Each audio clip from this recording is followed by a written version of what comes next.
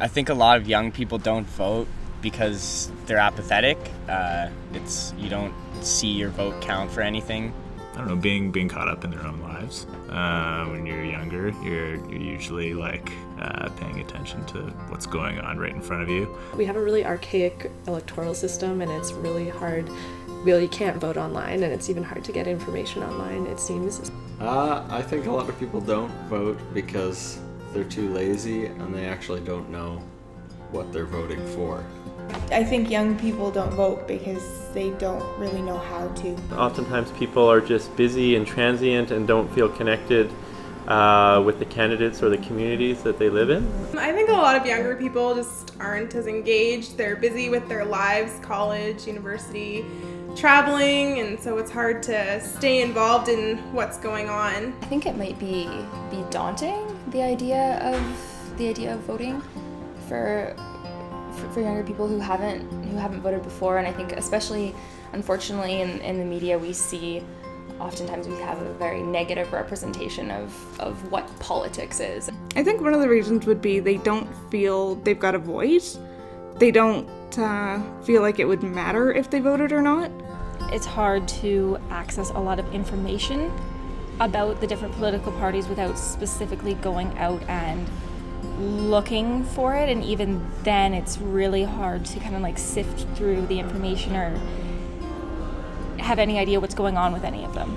And I think that there's not a lot of talk about youth issues in federal campaigns. The party leaders for the upcoming federal election just keep hammering away at the middle class concept, and if you're a young person, you have no idea if you're middle class or what. You're just trying to figure things out and get your life going.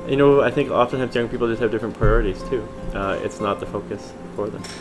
So I think some good advice for candidates or parties if they want to get engaged with youth would be to go to all the youth centers in town, or if this is in other parts of the country in their respective communities.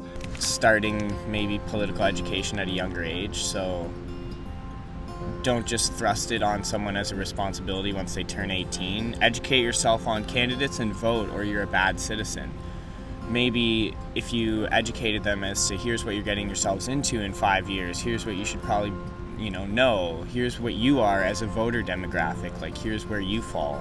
I'd say stop the attack ads because they're just annoying to most young people. I guess to engage me, it's you have to be totally open and honest and all that, but because we can see through it.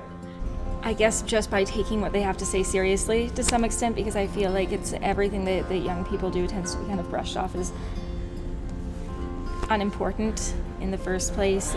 And when there's that kind of attitude towards it, it doesn't encourage anybody to engage. I encourage federal candidates and any local politicians, municipal, whatever, to reach out to youth using the media that they are, which is online social media platforms. Gosh, we're all people. I mean, it's just it's just another person, and really they work for you. That's their job. So you should feel comfortable going to discuss and things that are important to you. You should feel comfortable, writing them, phoning them. That's what they're there for. Listen to what the youth are saying, and if there aren't many in the audience, try and figure out why. What is it that is missing in the connection? Because it's about building a connection. It's about building a rapport with the people. Here's a block of voters that haven't been traditionally casting their vote. So develop relationships with those people, get people excited, get people engaged so that they'll come and vote for you on election day.